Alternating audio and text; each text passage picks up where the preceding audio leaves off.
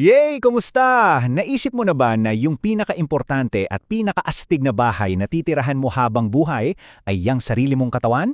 Oo, yan mismo. So ngayon, pag-usapan natin kung paano ba alagaan itong katawan bahay natin para, laging healthy at happy tayo. Isipin mo nga, paano kung yung katawan mo isa ngang bahay? Anong itsura niya? Maaliwalas ba? Matibay? Laging malinis? Ang ganda ng ganitong pag-iisip, 'di ba?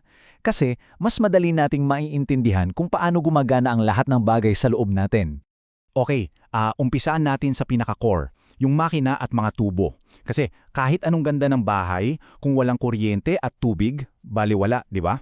Sa katawan bahay natin, ang makina at tubo, yan yung puso at yung mga ugat na dinadaluyan ng dugo.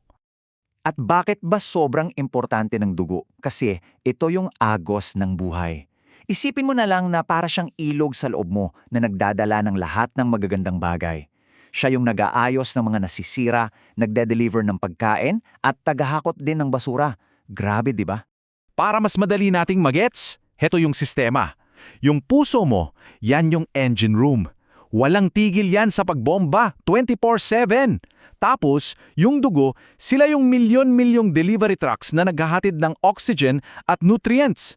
At hindi lang yan, sila rin yung garbage trucks na kumukolekta ng lahat ng basura para ilabas sa katawan. Sobrang galing ng sistema. So eto yung pinaka-importante sa lahat. Dapat dire-diretso yung daloy. Parang garden hose lang yan, di ba? Pag tinapakan mo o naipit, anong nangyayari sa tubig? Hihina, di ba? Or titigil pa nga. Ganyan-ganyan din yung nangyayari sa dugo natin kapag sobrang sikip ng damit natin. Naipit yung mga tubo natin. At pag nangyari yun, yung super importante na delivery service hindi makakarating sa dapat puntahan. Ang resulta, nangihina yung buong bahay, pati isip natin apektado. Okay, next stop, ang mga bintana naman ng ating bahay. At ano yun? Well, yan yung mga baga natin. Sila yung nagpapapasok ng sariwang hangin at naglalabas ng luma at maruming hangin. Napaka-importante nito, guys. Ngayon, check mo nga sarili mo. Paano ka humihinga? Kapag nakaupo ka ng diretsyo, para mong binuksan ng todo yung mga bintana mo.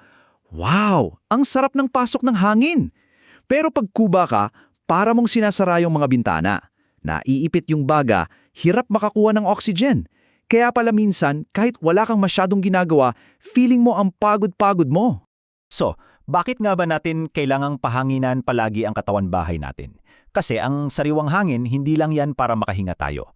Nililinis niya yung dugo natin, pinapakalma niya tayo pag stressed, at nakakatulong pa para gumana ng maayos ang tiyan natin.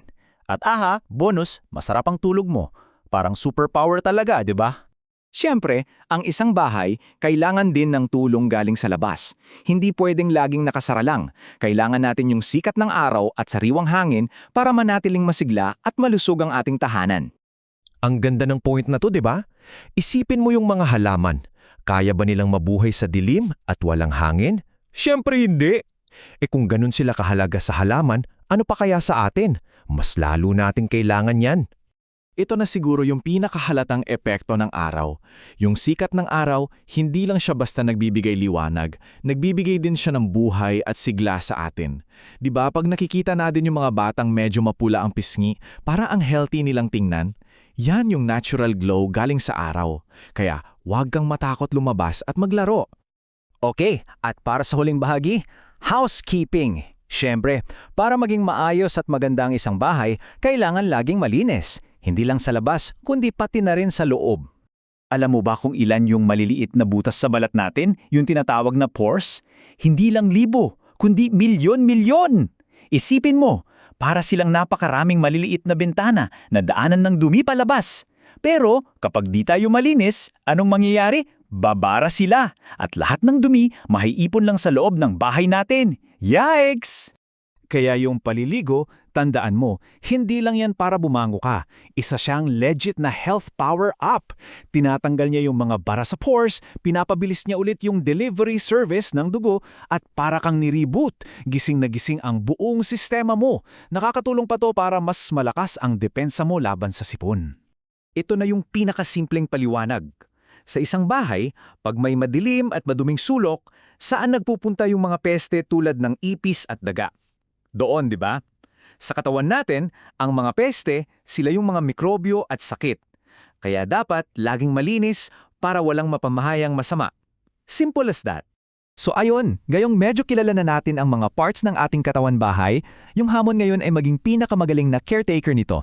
At ang good news, hindi naman mahiyap yung mga house chores na kailangan nating gawin araw-araw.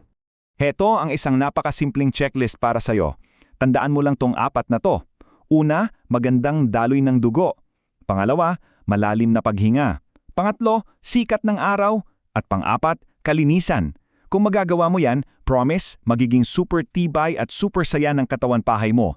Kaya bago tayo matapos, heto yung tanong ko para sa'yo. Simula sa araw na to, ano yung isang maliit na bagay na sisimulan mong gawin para sa katawan bahay mo? Uupo ka na ba ng tuwid? Lalabas ba para magpa-araw kahit saglit? O maliligo para mag-refresh? Kahit ano pa yan, simulan mo ngayon. Siguradong pasasalamatan ka ng iyong astig na bahay.